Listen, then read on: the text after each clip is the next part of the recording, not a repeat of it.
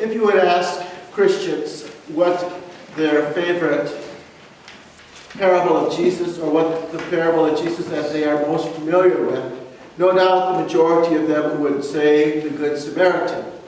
And as Christians think about this parable of the Good Samaritan, they would tend to identify themselves, at least they hope that their lives would be like that of a Good Samaritan. After all, Jesus says, go and do likewise. We try to do that. We are Good Samaritans. That's the meaning of this parable and the story and the sermon. Time to move on. The problem is that we hear this parable through modern American eyes. If we would go back to the time when Jesus spoke this parable, the parable would have been heard much differently.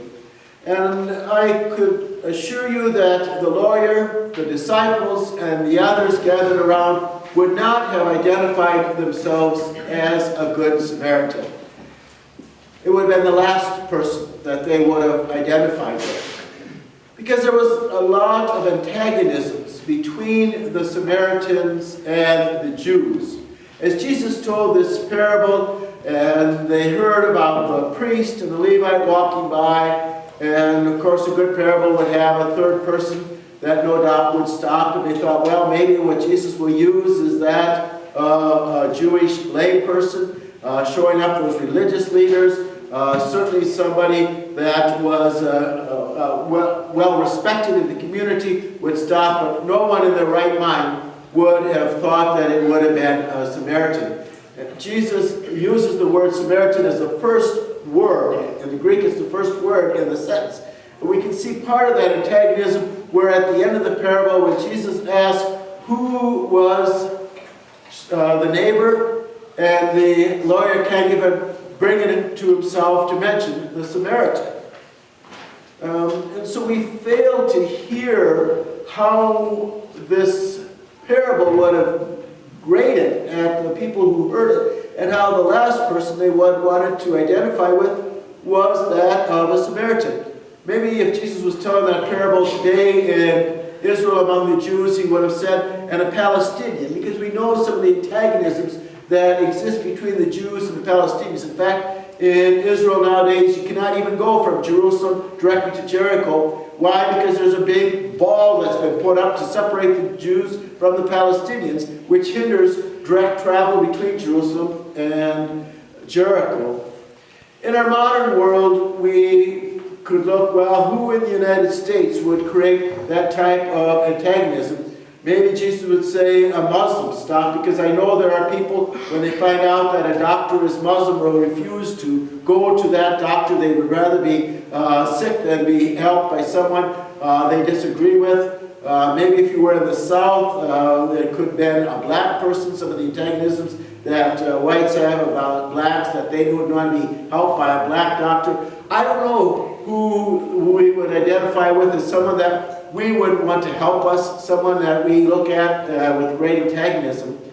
And so as we look at this parable, we must say, if Jesus did not want us to identify with the Good Samaritan, then really, who is the Good Samaritan?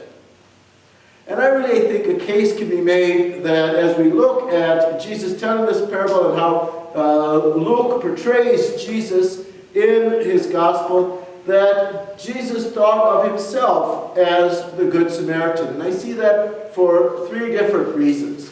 One, we are told that the Good Samaritan had pity on the wounded man beside the road. Other translations translate this as compassion. Again, we heard this a couple weeks ago when Jesus had compassion on the widow at Nain and raised her son back to life. That description of Jesus as someone who cares for all people comes through again and again and again. It didn't matter to Jesus, especially in Luke's gospel, whether you were rich or poor, whether you were old or young, whether you were male or female, whether you were Jew or Gentile. It didn't matter. Jesus showed his love and care for all. And so in this picture we see that Good Samaritan showing compassion, care for the person. I think a second reason is when we look at this, the care that the Good Samaritan gave towards this wounded man was truly an overabundance of care. Look at this. He's not only moved with pity, but he goes immediately to the man. He bandages his wound. He's poured oil and wine on him. He put him on his own animal, brought him to an inn, took care of him. Then the next morning paid 2 denarii, and then promised to pay more. You know, if there's somebody in need, we might haul the person up to the hospital and then feel we've done enough. We've done a great deal, that's no doubt. But how many of us would stop by the business office and say, you know, the man I just brought in that was hurt, I'll pay for his care. And here's $2,000 to cover, and if it's more than that, I'll stop back when I come through town and pay more. I'll cover his cost. Well, that's really going overboard, extending care, and yet that's what we see of Jesus in this parable. And again, that is a picture of Jesus, someone who goes overboard to show his love and care for us, and especially going overboard by suffering on the cross for our sins. And so I think this again points out that the Good Samaritan could be Jesus. But the third reason I believe that this could be Jesus is because of the Good Samaritan being, the Samaritans being treated as outcast by the Jews. And we see that's exactly what happened to Jesus. As we're traveling with him now to Jerusalem where he will suffer and die, Jesus becomes the outcast. We hear that so clearly as he's hanging on the cross, that the soldiers make fun of him, treat him as an outcast. We hear that from the crowd. We even hear that from the one criminal that's hanging on the cross beside him, treating Jesus as an outcast. And so I think this picture of Jesus as the Good Samaritan fits. So if Jesus is the Good Samaritan, I think our task then is simply to follow Jesus' example, to do what Jesus asked us to do. As we look at this parable, it gives us an opportunity to look at how well have we been doing following Jesus' example for us. And can we learn some lessons? And I think this text has some lessons to teach us. The first lesson is to truly open our eyes. It's interesting as we look at the priest and Levite, they travel by, we are told they see the man, but do they really open their eyes? Do they only see him with clouded eyes and continue to move on? I mention this because I believe in our world today, we do not always see as clearly as we should those who are in need. We might see a neighbor who exhibits bruises on their arms, sometimes have a black eye, and the woman claims that she fell down some steps or that she hit herself or whatever excuse she uses. And we believe it. We don't see here a woman who's being abused by her husband, and because we don't want to get involved, we say nothing. We look at her with half-closed eyes. Or there might be a family member or a friend who spends way too much time in the bar. And we maybe think they have a drinking problem. We just kind of brush it away and say, well, that's their problem. I'm not going to do anything about it.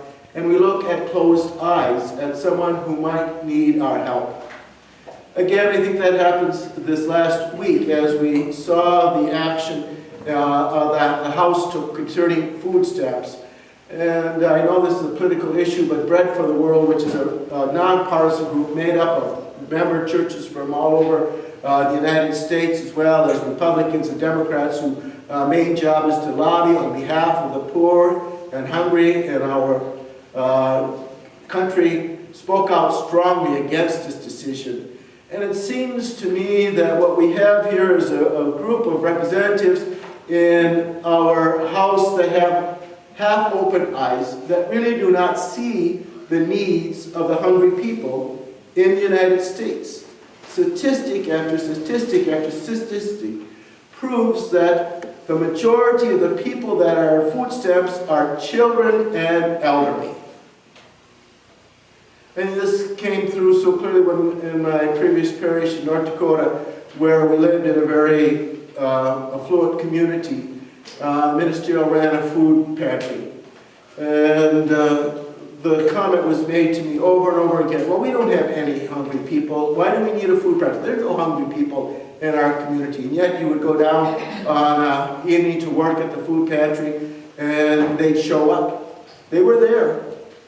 Single parents, working mothers who were not earning enough to get to cover all the cost, had to rely on food from the pantry so their children could be fed, especially during the summer when their children didn't have meals at school. Farm laborers who had a job during the spring, summer, and fall, but in the wintertime had no income and needed food. There were all kinds of hungry people in that community. And yet I see what's happening is it's so easy for our legislatures to see those small number of people who abuse the system, and I'm aware of, whenever you have something, there are going to be those who abuse the system. They can key on that and fail to see the good that has been happening, that's been over the last years since the food stamps has been in process. They fail to see the hungry. They are looking at this with half-closed eyes, so concerned about cutting costs rather than helping those who really are in need. And so Jesus says, open your eyes, open them up completely, see the needs that are around you. Second, I think Jesus says, look at our time commitment. I don't know why the priest and Levite walked by, but I think a case could be made that they were under a time constraint. They were religious leaders, they had services to get to, people were expecting them to be at the temple in Jerusalem. They didn't have time to stop and help someone in need. They had more important things to do. And I see the excuse given again and again and again by good Christian people, I'm too busy. We're too busy to help those in need. And so there's a request, please serve the banquet.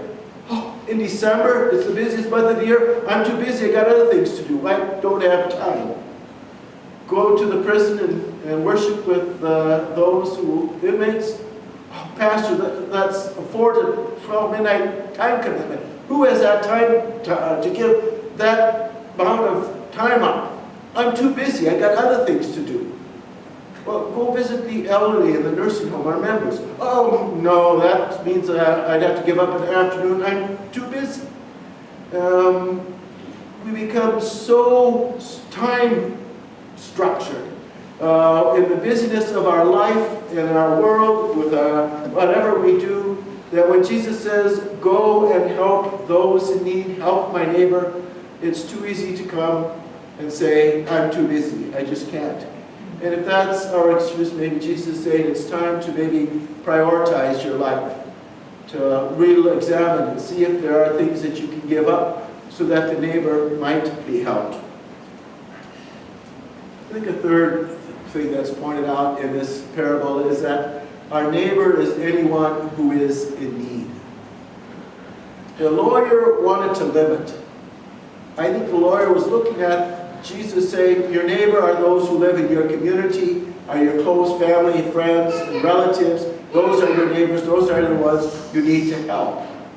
And Jesus expands the idea of a neighbor as anyone who needs our help.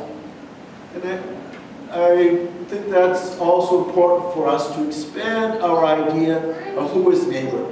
I can go back and look at the noisy offerings. One of the things that I find quite interesting is that the months that noisy offering is used for a local cause or for even a cause in South Dakota, there seems to be more interest and more coins that come in. But the minute you bring up, this is not always the case, but most often, the time you have something overseas, an international cause, or something outside the state of South Dakota, there is less interest in that.